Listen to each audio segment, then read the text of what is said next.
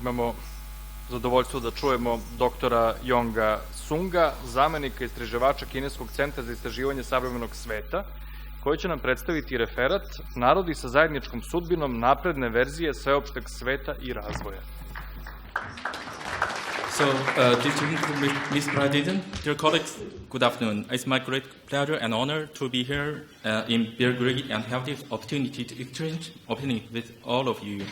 As we know, on November the 13th, the terrorist attacks in Paris caused at least 132 people's deaths during shootings and explosions, and including one Chinese citizen.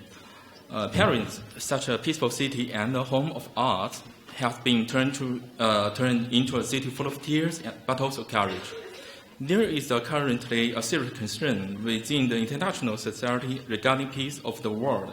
So I'm looking forward to sharing some of my opinions with you. So I come from Shenyang, a northeastern city of China, which is famous for September the 18th incident, or the mountain incident. So on September 18th, 1931, Japanese troops blew up a section of the railway under their control near Shenyang, and then accused the Chinese troops to sabotage as a pretext for attack. So then bombarded the barracks near Shenyang the same evening and began a large-scale armed invasion of the northeast China. The incident was followed by Japan's full-scale invasion of China and the rest of Asia, triggering the war against the Japanese aggression. So on every September the 18th, since 1995, the local authorities have ring the ceremonial bell and honk the horn to mark the Japanese invasion. So it's not only to remember people not to forget the humiliation, but also call for the peace sincerely. When I was 17, I entered a university in Nanjing for education. Nanjing used to be the capital of the Republic of China. It's a very beautiful city. But it also witnessed one of the darkest hours of human history. On December 13, 1937, the Japanese army captured Nanjing. And during the next 6 to 8 weeks, soldiers of Japanese army murdered an estimated 300,000 Chinese civilians and disarmed the combatants, and perpetrated widespread rape and looting.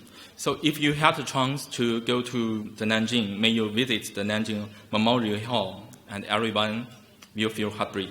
So bearing history in mind is not to portray history, but to take its guidance as we embrace the future, and to avoid a repetition of the tragedy of war.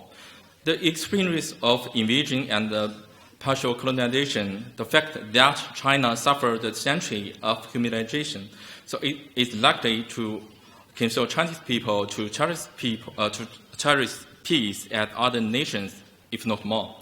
Peace and development are common values and expression of all mankind. Yet, these goals are far from being achieved, and we must continue our endeavor to meet them. In today's world, all countries are interdependent and share a common future. So the people of all nationalities are part of the same family. The concept of a community of shared fortune for mankind could be the foundation and core part of a new global consensus to issue or to create peace and development of the world. It also may open the door to a new chapter of the international relations. So it may be argued that a community of shared future is just a utopia.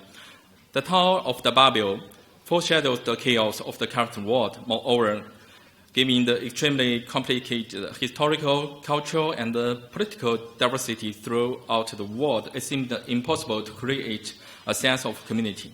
Even the EU, which is considered as the most successful practice so far, is showing itself to be a union of national interest again when facing the refugee crisis. So given the considerations above, someone even argued that it is just a strategic decision of Chinese government. It could, but frankly speaking, it could not be more wrong and misleading. What I want to emphasize is that community of shared fortune of mankind is a far-sighted vision for the world peace and development. First, it is deeply rooted in China's traditional culture. The Chinese nation always loved peace. As an important part of Chinese culture, the concept of harmony has a long history and a strong appeal. So over 2,000 years ago, Confucius, a Chinese philosopher, has described his ideal world called the community of great unity. He said that while the perfect order prevails, the world is like a community shared by all. Everything would be pursued for the common good. So we believe in unity between man and nature, peace among countries, and the good nature of people. So in China's 5,000-year history, the Chinese nation have been pursuing and maintaining the philosophy of peace, friendship, and harmony. Peace is the most precious. Treat others with kindness. Do not do to others what you don't want others to do to you. And these ideas have passed from generation to generation and take root in the mentality of the Chinese and are reflected in our behavior. Second, it's an important lesson drawn from the China's own history. So since ancient times, the Chinese nation has been keen on communication and exchange rather than invasion and expansion. So over the 6 years ago, a Chinese navigator named Zheng He led what was then the most powerful fleet in the world on 7 expeditions to the Pacific Ocean and the Western Indian Ocean. They visited over 30 countries and regions without taking a single inch of land. They were there to show the seed of peace and friendship, leaving behind many stories of friendship and cultural exchange with the local people. So the modern history of China before founding of the Republic of China is a tragic chapter of the humiliation, disaster, and defeat, which is called the century of humiliation. So it had a profound and long-term effect on the way in which we Chinese people think and do.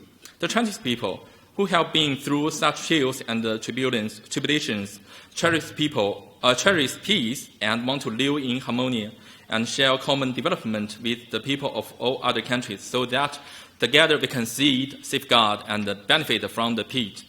So last but not least, it should be an inevitable choice under the current circumstance. As change towards a multipolar world, economic globalization, and great application of the information technology, so countries are now fundamentally interconnected and interdependent in terms of their national interest, future, and security. So power in the 21st century is no longer a zero-sum game. One country's success needs to come at the expense of another. Facing the complex and ever-changing world situation and acute global issues such as terrorism and climate change, people of all countries need to strengthen friendly exchange and work together to overcome challenges. In fact, all the countries are already in a closely united community of the shared future. So we have no other choice but to unite and steadily promote the cooperation so as to make contribution to the peace of the world. As the Chinese President Mr. Xi Jinping points out, to create a community of shared future for mankind, we need to make the following efforts. We should build a partnership in which countries treat each other as equals, engage in mutual consolation, and show mutual understanding.